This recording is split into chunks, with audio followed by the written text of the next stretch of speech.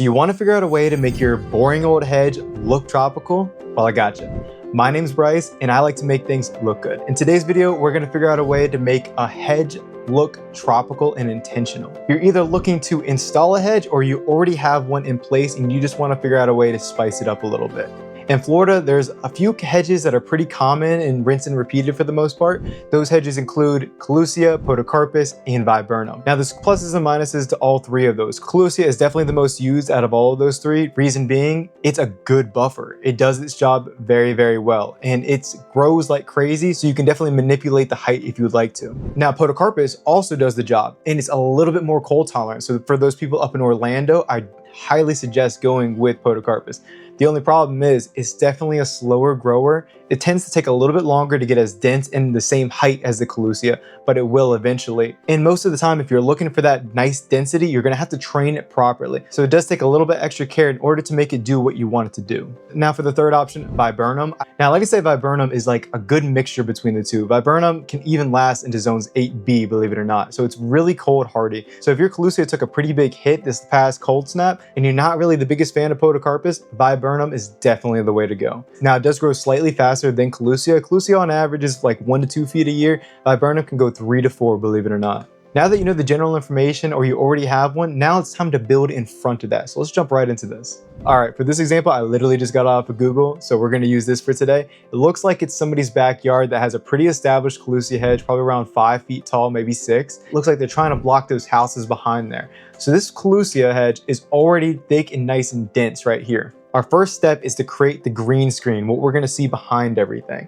So for this, we have the Colusia. Now we're just gonna go layer in front of it. Just to make sure everything looks the same, I'm gonna go ahead and add my own palms just so I can layer in front of them. All right, so I'm just gonna make some assumptions right here. If the house is generally right here and this is like the middle section, I would imagine there's a window or at least a door opening up to the backyard that faces this section. So I'm just gonna guess that this would be where the center is. Now, if I were to take a shot in the dark, you're more than likely going to want that centerpiece to create privacy as well, just because if you're already doing a Colusia hedge, you're probably trying to block out the neighbors more than likely. So we're going to go with some more dense plantings that sits right above that Colusia, so it's going to block out those neighbor roof lines. Something like a triple Christmas palm would be perfect for that.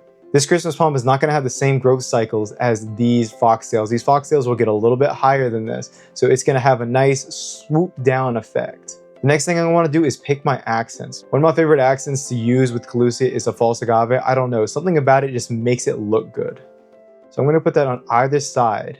Next thing you're going to want to do is pick your shrubbing materials. You can either pick with something like Arbicola or Sanchizia, maybe even some crotons to go along with that, but something that you can create drifts with. For this example, I'm going to go with Arbicola just because it's very nice and common. I know it's not everybody's favorite choice because it's used so often, but there's a reason it's used so often, because it's hardy as can be. All right, by this stage in the design, you can kind of see where the bed shape is going to start taking effect. So I'm just going to go ahead and make just like a makeshift bed. It's probably going to change a little bit as time goes on, but it would be nice to see visually speaking. I like to have the bed poke out as much as possible with those accents. So this is looking already pretty nice. Now let's go and add a little bit of color. And one of my favorite things to do with color is crotons. We can go Mammy crotons or we can go Petra crotons. These are the two ones that I typically lean more towards. I just think they're pretty easily accessible, so I like to use those. And what we do to one side, I generally want to do to the other. I like to keep everything as structured as possible, like bigger materials, so like your shrubs and your trees. And then once you get to your ground cover, then you can kind of mix it up and make it not look so symmetrical. And while looking at this design, it looks like there needs to be something right here and right there. So what I'm going to go ahead and do is pick up a pygmy date palm. It'll help take the eye away from that light pole as well, and create a little bit of a backdrop for that false agave. And those will top out right above those Colusia, so it'll look real tropical when you're looking from the street looking in. Now we're gonna have to figure out what we're gonna do on the sides of this space.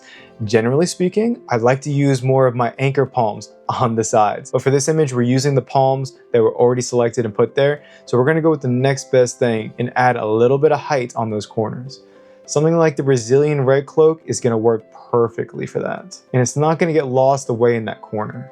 Now, if you know anything about Brazilian red cloaks, you know that they are rapid growers. So those are gonna pop up above the Colusia, and it's gonna create something really visually appealing is more from the outside view, and you kind of see all that frond material and you're like, what's going on over there? That's the kind of vibe that you want to create from outside looking in. Now that we have all of this here, we're going to go ahead and decorate this space up a little bit. Some things that I generally like to use a lot is bromeliads. Right here are the Johannes bromeliads. I'll put those to the side for a second. Another thing that I like to use a lot are foxtail ferns. Nice and low maintenance, and they look good year round. And you know it's not a real design without Blue My Minds being thrown in there as well. Okay, so we have 3 ground covers. Maybe one more would be good. These are all 3 ground covers that are really easily accessible within your Florida nurseries. Now, I really love using these Blue My Minds around this false agave. For some reason, it absolutely just looks gorgeous in real life. And if you're really into low maintenance, I have the lowest maintenance, boom, your boulders. Now, for boulders, you can go with coquina, which look like this, or you can go with something like this. It's also Tennessee. They both work in a landscaping, and we love to use both of them. For this design, I'm going to move more towards the coquina. Kind of something to interrupt the original pattern so it doesn't look so repetitive. Probably a good spot to add some foxtail ferns. Love having them pop out. And to help break up that repetitiveness, let's go with these Johannes bromeliads. These Johannes bromeliads can handle full sun, so don't you worry about them. And honestly, if you're looking for something that would fill in a garden, I would definitely recommend using these. Oh, I want to pop this in here real quick. If you could go ahead and like and subscribe, that would mean the world to me. And if you could leave a comment, that would be even better. It shows YouTube that like, hey, I like this video and let's push it out to more people. So if you could do that, that would be awesome. And I'm liking the overall vibe of everything that we got going on, but we do need to figure out a way to mix it up a little bit more. So let's figure out a way to break this up. So we haven't used my gold mound yet. So let's go ahead and place a little bit of gold mound right here to continue the drift. Now this whole side has not yet been developed yet. So we're going to go ahead and develop that based on what we've already did right here. So I like our centerpiece right here. I would be definitely okay with going with the same centerpiece right back over here just to kind of keep things more predictable.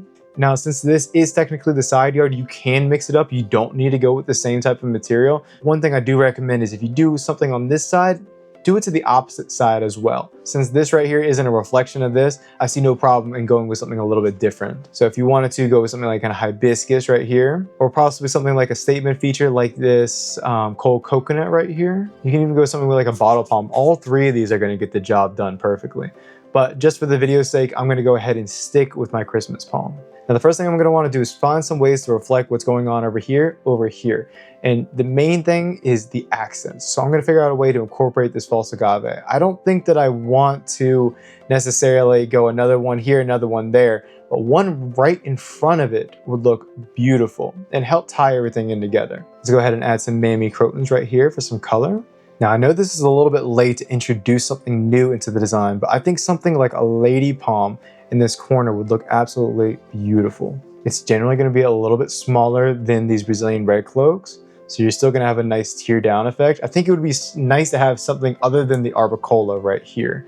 The last little bit that I want to do is figure out a way to spice this last section up. I'm going to go with something like gold mound right here. And then instead of going with something like Blue My Minds again, I'm going to go with stuff like the foxtail ferns and just continue this trend on out. I'd like to add a boulder somewhere else right here. I may add one.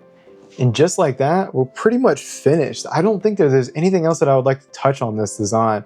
But as you can see, this is just a normal hedge, and this can work with the podocarpus, it can work with viburnum, in this case it's collusia, and then you just build to the front of it. And I would say that it's generally not that much amount of space. Now, if you watch me and True Gardeners videos, you know that we like to work in layers. Now, layers is generally the amount of space that it takes for one line of planting. So for this collusia into the back right over here, that's gonna be about 3 feet of space. Now, that can give or take. Some ground covers are about 1 foot of space. Some larger shrubs are about 4 feet of space. But generally speaking, it's around 3 feet of space that we equate for one layer. So 1 layer in the back with the collusia, 2 layers with the Brazilian red cloaks and the foxtail palms, 3 layers with the pygmy date palms and the mammy crotons, and then 4 layers with the false agaves and the Blue My Minds right here. Generally speaking, this bed size is around 12 feet. Do the last little bit and add some grass in a before photo. And that's really all you got to do now. So that is it, you guys. I hope you enjoyed this video. And if you did enjoy this one, go check out this video right here. It shows a very similar process, but in a whole other yard. And if you want a design of your own yard, go check out the link in the description. It shows a breakdown of how we can do custom renderings for you specifically. Thank you guys again, and take care.